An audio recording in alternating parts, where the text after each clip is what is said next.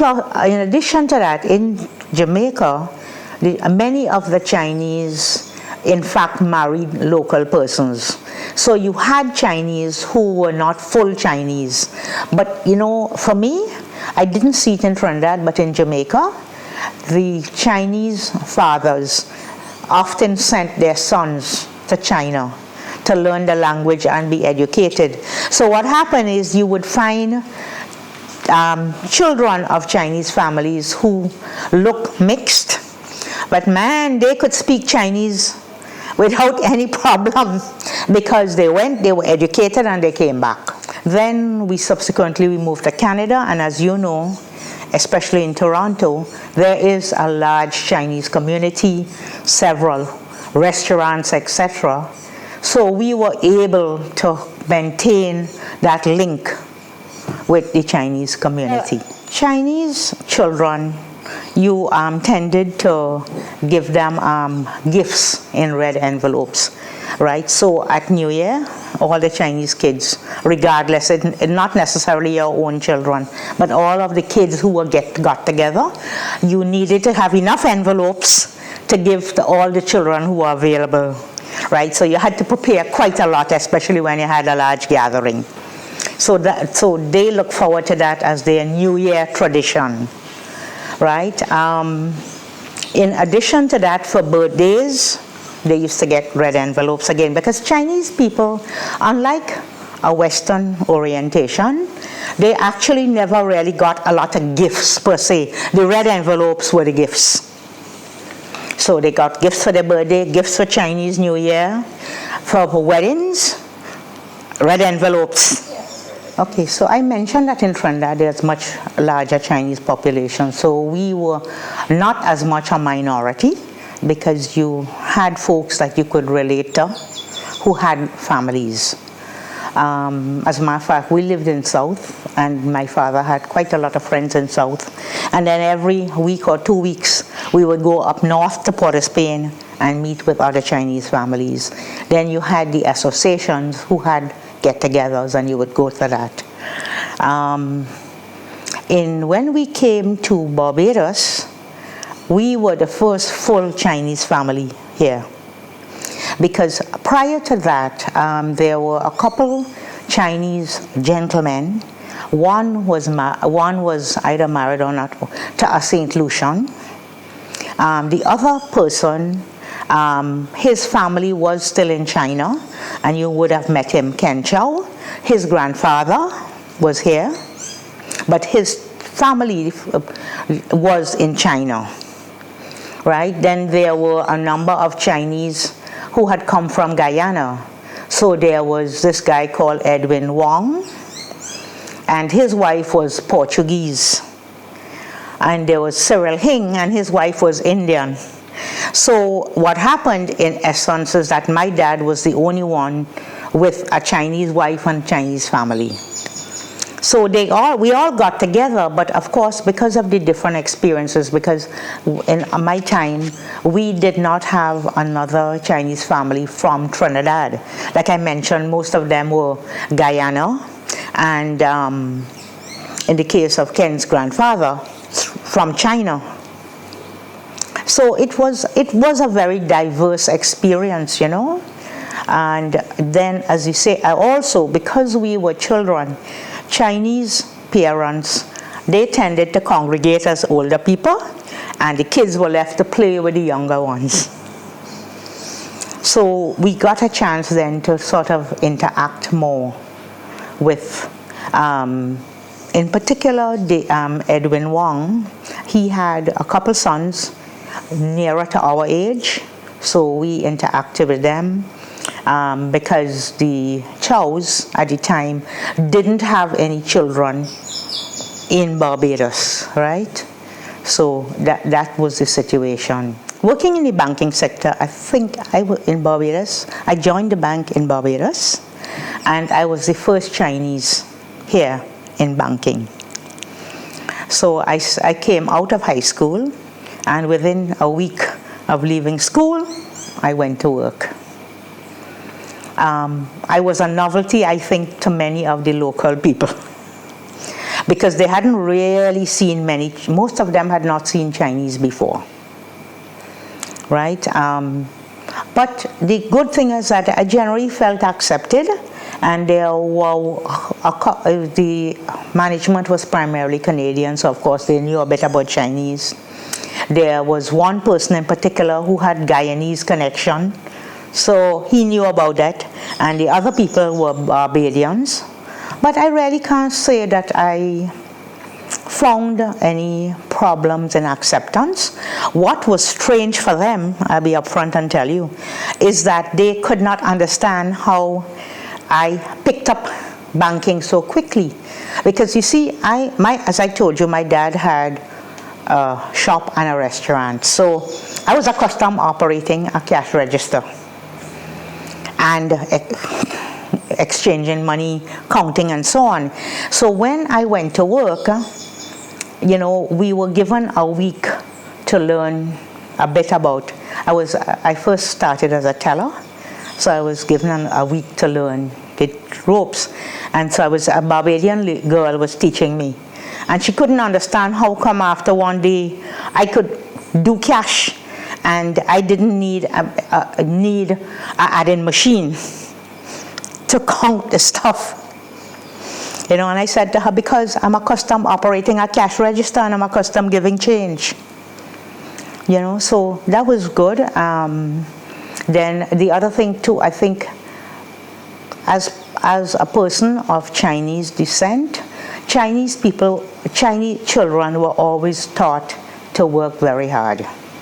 I started to help my parents in the shop from the time I was about 9 years old. Right, and that continued all the way through. And especially being a girl, they wouldn't like you to go around. So we didn't have the freedom the boys had to go and do things. Like my brothers would go and play cricket, the other brother would go do spear fishing, right, and so on. But we always had to school, home, work. Like men and women are different, and consequently when you have a couple or you have a family, we all contribute in different ways. But that doesn't mean that a woman is not capable of doing things that a man could do, right? And because of what I saw in our family, my father's attitude to say, well, girls necessarily didn't have to learn things as well as boys, right? And also because of the fact that my dad died when I was young, like I was only 17 when he died, and so I had to assist my mother with the rest because I'm the eldest. I found that I developed in even more the thought process that said, you know what, I needed to be relatively self-sufficient. I didn't want to, what happened to my mom, where she was so dependent on my dad that when he died, it really threw her for a loop. And luckily I was at the age where we could step up, and so we got through. But I felt from a young age that I would not like that to happen to me or any kids I may have.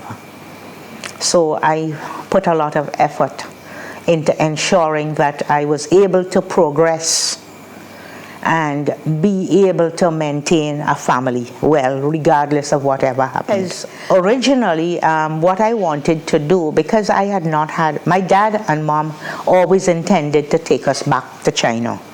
However, as I said, he died early, and then my mom was under pressure. So it did not happen. So one of the things I felt was important is that my children should maintain links with the ancestral village, and the family. So when I had the opportunity, when the kids were all kind of growing out of their teens and becoming more adult, I decided, look, if I waited much later, I don't know what could happen. So in 2015, I decided I was going to take my children back so that they would be able to meet the family in China. started that, and then of course I spoke to my brothers and everybody and said, are you interested? Then we would make a group. It started very slowly. Initially it was like 4 of us, and then a brother and sister said, okay, we'll come. So the group grew to 10. I actually started planning about late January, February of 2015, right? And somehow as I started, because I had been to China in 1990 with a friend who actually was born in Hong Kong. So I had a sense of what I would have liked the children to see in China. So then I tried, of course, to see what was the more, value for money in terms of economical ways. And I tried Barbados travel agents. My sister said, let's try the ones in the US. And then when I looked at the costs, I said, geez, we would not be able to, many people would not want to go. So then I checked the internet, and I got an online travel agency in China. And it was amazing how responsive they were, and the cost of the trip from their perspective, which is why I did it, because I found that because of the 12-hour difference between Barbados and China, you send them a question, next morning you wake up, the answer is there. I guess if you ask me what stood out, that was the first time that we were able to meet with our ancestral folks, right? So we linked up with my mother's side of the family, and the cousins came from Hong Kong, met us in Guangzhou, and took us to that village, right? And we were treated so well. Oh goodness, the food was lovely, right? And it was different to some extent to what we had accustomed to in the Caribbean. It was similar, but much, like it wasn't as spicy. It was, and it seemed that village had, a lot of fish and that kind of stuff, rivers. So we had a lot of fish and lovely things. With my father's side now, everybody wanted to meet us. So we had, I told you that I had an uncle in that village, and his son could speak some English because his son had at one time lived in Antigua before he went back. So in that connection, they got everyone together, and every village apparently in China have what they call ancestral hall, and they had an area where for celebrations they cooked and everything, and so they arranged it. They got the best of all the things that they could think of and invited everyone, including persons from the village. So I think that particular function, we had over 90 odd people. What I found was good for me too is the fact that to some extent it changed their perception of what China is, because most of my brother's kids had only grown up in the West, and yes, they had heard about China, but they had never seen anything of it. So when they went, they were really able to see that China was not the backward place that everybody used to tell them about. So this tends to be one of the traditional types of Chinese dresses, and it's called a qipao. And I know in the past there's this distinct style with the collar and the knots and so on, and how it's made. So when we were growing up in the Caribbean, for functions and so on, most of the women would wear qipaos. I think having gone to China now, what I've realized is they have started to modernize some of the outfits and so on. So there's much more variety. But they seem to have kept the things like the knots, the Chinese knots, to some extent the collars and so on. Yes, I'm the cherisher of the Chinese the Barbados Chinese Association, right? And really what that association is at this point in time is primarily made up of persons from China or of Chinese descent who live in Barbados. And when, as you know, there has been a growing relationship between China and Barbados. So I think it's 2015 when it started, when they were trying to develop and show that closer relationship. The Central Bank of Barbados worked with the Chinese embassy to develop this festival called Fish and Dragon Festival. And I guess for my sins, and because they tell me I am much more fluent in English than many of the members, my responsibility was to be the liaison person with the central bank and the embassy to, make sure that the festival reflected what was expected. And for me, it was an excellent opportunity to show as well the links between China and the Caribbean and Barbados in particular. So it was called the Fish and Dragon Festival, primarily.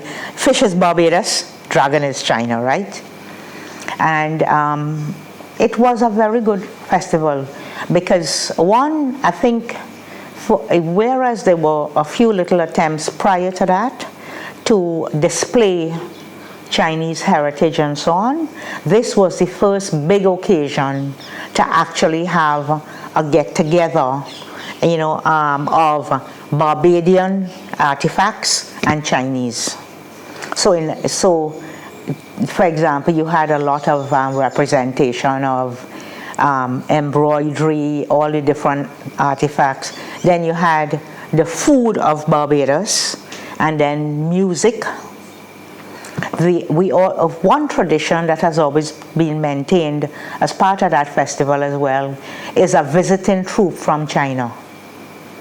So they were multifaceted. There was dance, there was acrobats, and and many things like that. So I think it was held on the Church Village Green, and the feedback was very good. At the time, the previous governor, Dr. Worrell, he was the governor of the central bank, and he really took a good interest in making sure that things happened as well from that perspective. The stage has been set to improve the relationships, and I think there's good opportunity to do so. However, I would say that a bit more education is required because we are still affected by preconceived ideas of what Chinese are, what they do, how they eat, right? And also because Barbados is very much into the Western sphere, and there are lots of things that the Western media portray of China, whether it's true or not true, right? And I think the practices are also different because Chinese, and in particular folks from the East, you will find that they were accustomed to hardships. And so, I am always amazed that Chinese people could make food out of almost anything. When I was growing up, I found that there were so many preserved vegetables and dried fruits, etc., right? Which in the West was not very prevalent because we had the ability to eat a lot of fresh foods. So when I went to China, for example, you understood why, because for a long time China had famine in the sense that the population is huge, and so as a result of weather and different acts of God, you always had to make sure that you were able to keep available items to eat, right? Because like I said, my parents told me many times about things. So for example, salted fish, right? Mustard, the very mustard we are accustomed to, they learned to dry it and preserve it so it was available.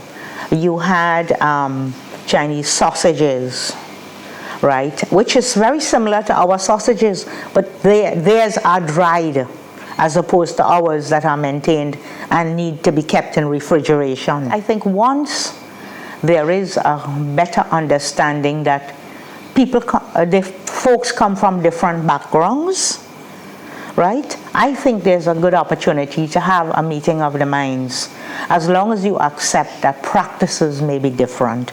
Because at the end of the day, people are people, right? And I think that's the most important thing. And that's why I believe that once folks understand each other, they will realize that what we have in common is much more than what is different.